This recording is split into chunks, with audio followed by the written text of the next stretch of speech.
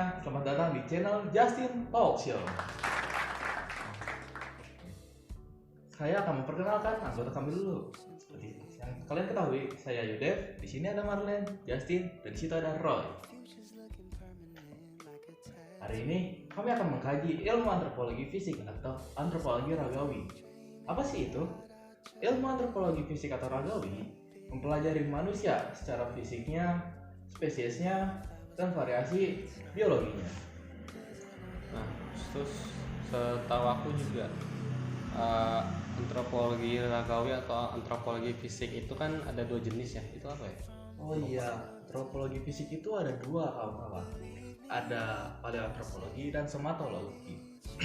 Terus yang somatologi itu apa? Oke, somatologi itu mempelajari manusia secara fisiknya yang kelihatan ataupun tidak, seperti otak, perah kulit, otot. Nah, yang tidak kelihatan itu seperti frekuensi golongan darahnya. Nah, kalau paleontologi itu sama atau dia beda lagi? Beda sih, karena paleoantropologi itu mempelajari dan mengkaji asal-usul mereka dari fosil-fosilnya, dari batu sedimen. Gitu. Iya begitu. Oke. Selanjutnya juga setahu aku di antropologi fisik atau ragawi ini itu ada penyebarannya, yaitu evolusi manusia dan juga persebarannya.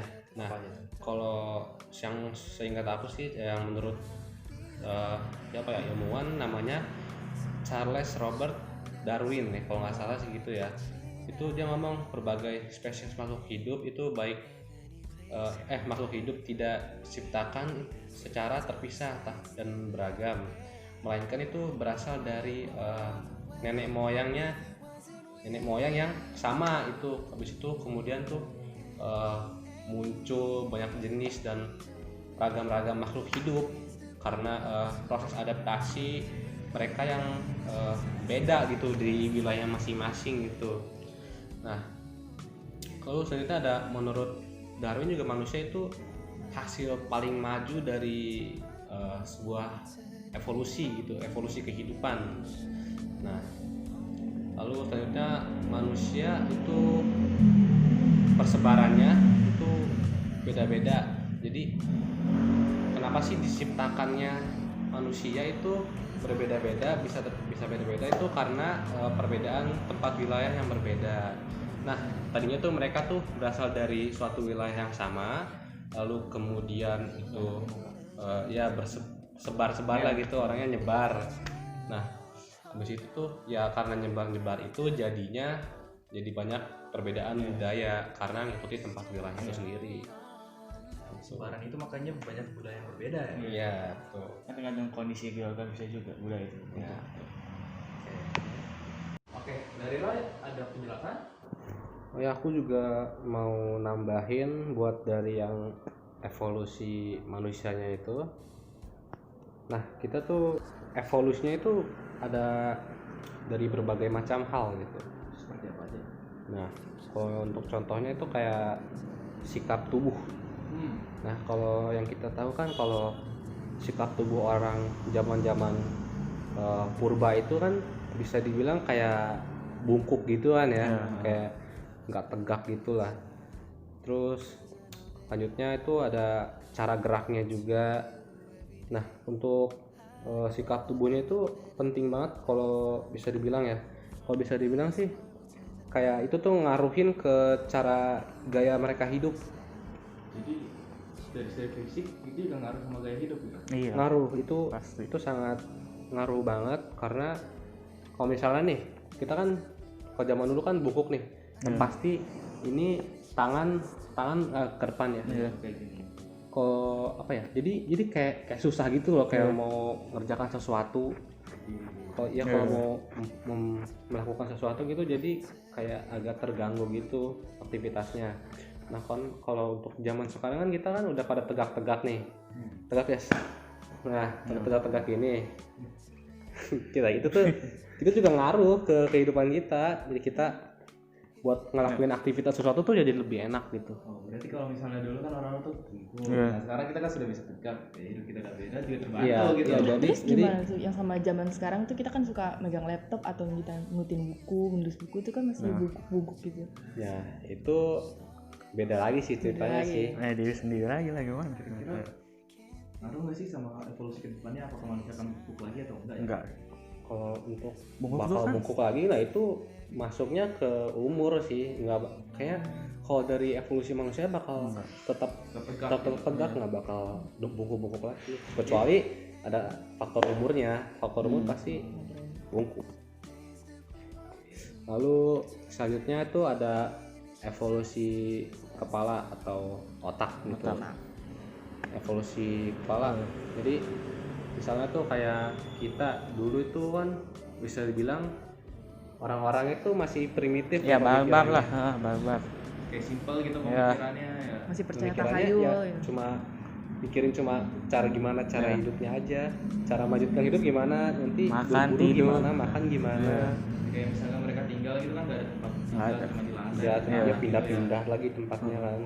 Nah, kalau untuk zaman sekarang kan pasti udah berevolusi. Nah, kita di zaman sekarang ini rumah ini juga Iya. kita gara-gara evolusi otak kita, Iya. kita kan berpikir. Jadi membuat suatu ide. Kayak tempat ini rumah ini kan mungkin dulu nggak ada, sekarang ada supaya kita Iya. berlindung kan ya. Ya, itu masuk ke evolusi kepala atau evolusi otak. Berubahnya pikiran seseorang gitu. Oke. Lalu untuk selanjutnya itu perkembangan biososial manusia. Kayak apa tuh? Kayak itu tuh nyangkut 3 hal, kayak membuat alat, habis itu organisasi dari orang itu sendiri, organisasi sosial, habis itu dan juga cara orang berkomunikasi dengan bahasanya. Itu pasti beda-beda kan ya. Kayak Iya. dulu kan buatan alat dulu bikinnya gimana sih? Pasti pakai Paling pakai kayu, batu. diruncingin. Heeh. Iya. Terus kalau zaman sekarang kan kita mau bikin Iya. kipas, Udah bikin enak. laptop itu udah Enak banget. beda lagi Iya. caranya. Heeh. Terus organisasi sosial, kayak misalnya sebuah perkumpulan gitu, kayak apa ya, kayak OSIS gitu. Ya perkumpulan keluarga juga bisa. Emang apa bedanya sama yang dulu? Kalau sama dulu itu bisa dibilang orang-orangnya itu apa ya, berorganisasi itu kayak dalam suatu kelompok gitu. Iya. Suatu kelompoknya kayak beda-beda tempat. Oh ya. Jadi cara kelompoknya aja udah beda Iya. dari yang dulu sama sekarang. Lalu menurutnya cara komunikasi dengan bahasa. Oh dulu kan kita Ngomongnya nggak jelas. Mau nggak pakai bahasa isyarat ya. Iya, pakai bahasa isyarat kalau zaman dulu. Sekarang kita udah ada Sekarang ada bahasa sendiri. Jadi Iya. berubahnya. bahkan mungkin berbeda-beda kali ya setiap tempat Pasti. pikirannya. Iya, misalnya di Arab pakai Arab Iya. gitu. Berbeda-beda sih.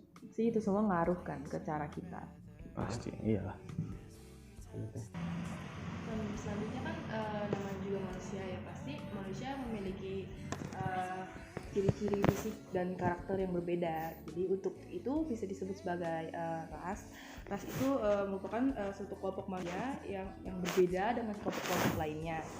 Kemudian itu dapat dibedakan menjadi seperti ciri kulitnya, rambutnya, warna mata dan lain sebagainya. Dan masih banyak lagi sih. Nah, untuk itu ras itu kan tergolong cukup banyak seperti ras Australoid, Mongoloid, Kosokoid, terus Negroid dan yang lainnya. Nah, untuk yang Australoid itu memiliki ciri kulit yang hitam, terus rambutnya yang berlubang atau berkeriting, terus dengan mata yang gelap dan tulang alis yang menonjol, rahang besar. Terus selanjutnya ada Mongoloid. Nah, Mongoloid ini kan ras Asia ya, paling banyak mungkin ditemukan di Indonesia, di Malaysia itu ya, kayak kita banget ya, karena memiliki ciri kulit yang langsat, terus Coklat. itu ya kayak, terus warna matanya juga hitam. Coklat. Iya, terus ada bibir yang hidung sedang. Terus selanjutnya ada ras Scotoid, memiliki ciri fisik berkulit putih, berbadan besar. Terus warna mata itu beragam, ada warna biru, hijau, Albino. Itu orang Eropa ya? Iya. iya kayak Albino. Enggak, albino lah. Selanjutnya kan ada ras Negroid. Ras Negroid sendiri kan kalian tahu sendiri lah ya, kayak kulit yang warna hitam, terus memiliki tekstur rambut yang berkeriting, terus kayak benar-benar kayak ras yang Negroid itu.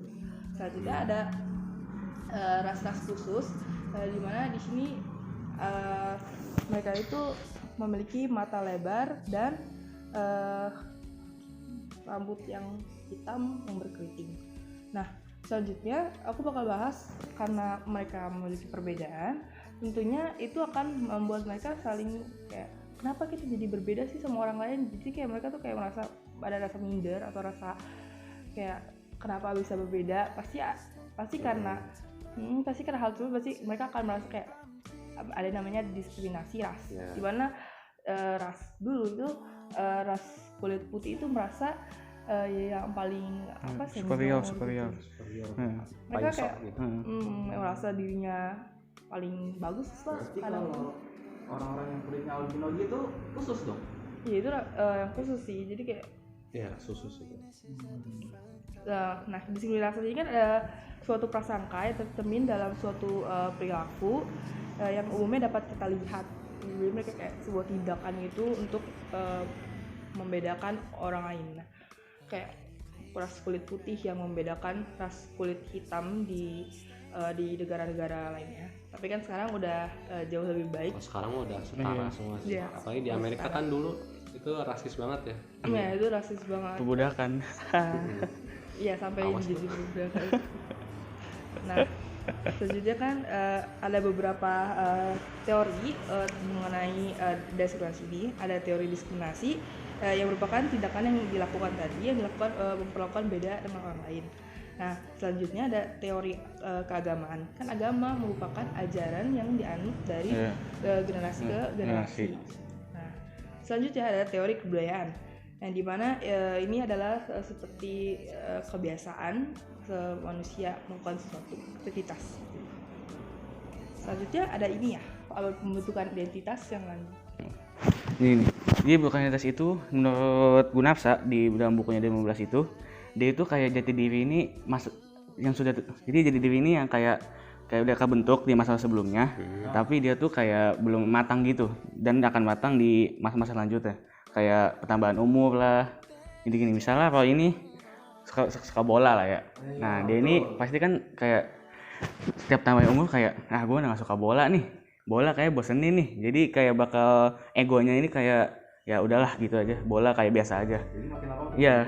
Misalnya waktu gua kecil nggak suka bola, Jadi gue jadi bola kan ya. terus nanti pas tua nggak suka lagi gitu. Nah, juga nih ya menurut Erikson, dia ini seorang penulis berasal dari Jannah yang ditemukan di 2014. Ini bilang identitas diri itu kesadaran sebuah manusia atau individu yang mendapatkan dirinya dan juga mendapatkan arti pada dirinya dengan gambaran yang tepat dalam konteks tersebut. Jadi kayak misalnya kalau ini tahu di dalam masyarakat ini dia nih sebagai ya polisi lah. Jadi dia tahu peran sosial dia di dalam masyarakat tuh ya, nangkep maling, bantu masyarakat gitu. Ya, mukulin saya gitu. Ya. Terus juga dibilang adanya identify information, itu tugas psikolog gitu yang utamanya dalam masa-masa remaja. Kayak dia ini mencakup kayak karir politik, karir agama, karir sosial dan lain-lain juga. Terus juga ada identitas seksual, itu kayak etnis, ras, cowok, cewek. Nah, dia juga membagi 4 konsep status gitu yang dimuatkan oleh tokoh Indonesia namanya Soe Jiningsih. Siapa? Soe Jiningsih namanya. Agak susah. Kayak Jawa ya namanya. Jawa Barat gitu. Jawa Sunda nggak tahu.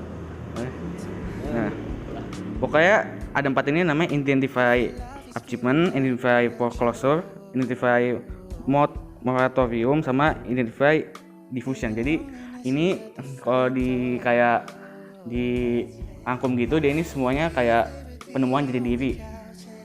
Jadi ada 2 kelompok, misalnya satu ini udah tahu jadi dirinya apa, tapi dia masih ego, dia nggak mau nerima itu, nggak mau dikembangkan. Iya, iya. Misalnya nih, lu bakat apa nyanyi. Nah, bakat nyanyi ini lu tuh nggak mau, padahal lu tahu lu punya bakat nyanyi, tapi lu kayak masih ego, lu nggak mau. Iya, iya. Nah, kalau yang lain ini dia ini mau kembangkan ego dia juga mau dikembangkan, tapi bakat dia juga kayak masih ya kecil munculnya tuh. Dia tahu ada bakat ini tapi dia nggak mau, kayak nggak mau gitu pokoknya. Kayak Roy yang mau jadi pemain biliar, jadi nggak mau. Ini sih kayaknya nggak mungkin ya. Udah punya bakat di biliar gitu. Iya. Ini kayaknya nggak mungkin ya. Ini kayak nggak mungkin sih. Dia jadi player futsal aja. Nggak mau. Nah, ini ada bentuk-bentuk identitas sosial. Bentuk ini tuh mengacu pada karakteristik yang seseorang, kayak individu gitulah.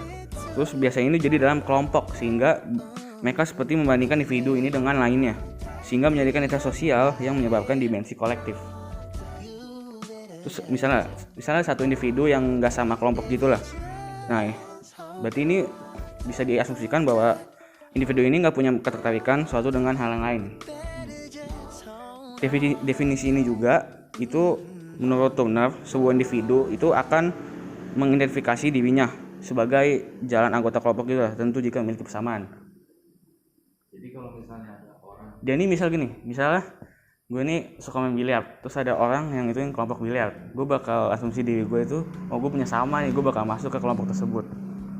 ketika yang mengakseskan bahwa kalian itu sebagai bagiannya gitu. Oke. Nah, terus ada Robert Kyle Merton juga mengungkapkan kalau kelompok sosial itu harus mempunyai kelompok yang sering jadi interaksi atau sama lain. Jadi semua kelompok itu minimal harus punya interaksi dan juga saling ngomong-ngomong lah. Kalau ngomong apa tuh? Nah, kalau ngomong ya nggak akan jadi interaksi dong. Ya kan? Iya. Nah, terus juga dia ini membagi 3 konsep, yaitu kategori diri, perbandingan sosial, sama diskriminasi antar kelompok. Jadi sama-samanya kayak dia ini bilang kalau individu itu memiliki interaksi satu sama lain. Terus juga kalau misalnya dia itu juga harus memperoleh identitasnya sendiri. Jadi setiap kelompok itu harus jadi interaksi sama juga memiliki kelompok identitasnya sendiri. Terus katanya itu ada proses pembentukan benda-bendanya juga ya? Iya. Bentukan bendawi. Iya, itu Ada zaman-zamannya nggak sih? ini kayak zaman batu tua, batu muda, logam, apa lagi apa sih? Batu muda, teknologi. Gimana ya proses pembentukannya dari segi Mas? Kalau kayak batu tua tuh dia ini kayak manusia kayak masih menemukan makanan itu sederhana, kayak berburu tapi nggak pakai senjata. Alatnya pakai Iya. Biasanya tangan kosong sih. Mereka lebih sering pakai tangan kosong dibandingkan alat-alat gitu. Kayak bener-bener secara kelompok itu bener-bener berburu kayak barbar banget lah, membabi buta gitu. buat makan. Iya. Batu Madya. Ya, Madya. Di mana mereka berburu dan mengumpulkan makanan itu dengan alat bantu kayak batu, terus kayak mencari ikan gitu. Tombak. Mungkin diikat itu pakai tanaman antara kayu dengan batu, kayak jadi kayak kapak gitu loh. Maju berarti ya. Oke. Terus ada apa? Logam ya? Enggak, Batu muda. Proses pembentukannya itu kayak gimana? Mereka sudah mulai bertani, bercocok tanam, jadi udah mulai menetap di suatu wilayah dibanding yang dulu berpindah-pindah. Jadi cara hidupnya udah kayak bukan lagi berburu, tapi melainkan kayak nanam-nanam gitu. Berarti mereka udah ada tempat tinggal dan tempat tanam berbahan ternak gitu ya. Ya. Terus selanjutnya apa? Jadi di situ mereka bukan hidup dengan manusia aja, berarti ada hewan-hewan lain. Ada berdampingan semuanya. Nah, terus ada zaman logam ya. Logam ini tuh biasanya tercipta itu karena untuk berburu juga makanan, tapi juga itu memiliki lambang keberanian sama kedewasaan. Jadi siapa yang bisa bikin senjata dari logam atau alat dari logam ini memiliki ya keberanian sama kedewasaan gitu lah. Terus juga mereka ini memiliki teknik cetak lilin. Jadi setiap barang dari logam ini tuh nggak pernah ada yang runcing, jadi pasti melonjong gini. Berarti dari cetak lilin itu bukan yang tajam-tajam. Enggak, ya. Mereka ini kayak alat ya bolas, tau bolas gak? Kayak buat nangkap orang. Apa? Bolas. Bolas Tuh kayak kayak alat dari logam gitu yang kalau dilempar itu bisa bikin orang pingsan gitu. Jadi dia nggak runcing. Itu juga bisa digunain buat berburu hewan. Terus mereka nggak cetak bahannya itu kayak gimana? Mereka ini cetakan setangkap sama cetakan lilin kan. Kalau cetakan lilin ini kayak bikinnya menonjol gitu. Cetakan setangkap tuh ya runcing. Jadi yang lilin itu kayak buat senjata gitu ya? Iya. Kalau biasanya sih digunakan senjata kayak buat buru juga. Jadi dua-duanya sama buat buru tapi memiliki kegunaan masing-masing aja sih. Jadi kalau yang setangkap itu campur warna kayak gimana? Misal pisau, tombak. Nah itu kan pakai cetak setangkap tuh kan. Diuncingin, iya tajam. Teknologi. Masa kita. Masa teknologi itu berarti masa kita hidup sekarang ini ya yang Iya. teknologi kayak kamera, Laptop, HP. Iya, oke. Itu mereka kira-kira menurut kalian tuh pembuatannya itu pakai bahan apa aja sih? Apakah hanya dari alam-alam sekitar atau mungkin ada yang dibawa kayak dari bahan tambang? Iya. Pasti ada bahan tambang lah. Jadi oke lah, dari masa ke masa itu tiap pembuatan alat dari yang simpel sampai yang mungkin serumit ini kayak laptop yang menggunakan mungkin ada tembaga, logam dan lain-lain. Banyak lah. Iya, pokoknya kayak misal dulu kan kayak mekanisasi, kayak nggak bisa bikin apa tiba-tiba jadi tenaga uap yang bisa bikin jadi pabrik, jadi apa. Misalnya dulu kan listrik tuh ya dari matahari doang. Sekarang listrik tuh dari misal dulu tuh dari danau lah dikonversi menjadi listrik. Kalau sekarang kan jadi ada dari matahari ya, jadi lebih ramah lingkungan. Ya. Berarti ini kan ada sampai masa kita. Apakah masa selanjutnya itu menurut kalian ada lagi nggak sih? Pasti lah. Ada. Pasti. Jadi dari 5 zaman ini bakal nambah lagi gitu. Nggak ada yang tahu mobil terbang juga kan. Taksi terbang. Kita nggak tahu ya memang Iya. akan jadi masa depan kan. Yang pasti itu bakal berevolusi terus kita ini. Tambah jadi Tambahnya pelan-pelan Iya. lah ya. Iya. Oke. Nah, itu kan gitu. Siap. Oke, teman-teman, terima kasih atas kalian untuk menonton kami. Sekian dari kami, channel Justin Talk Show. Terima kasih.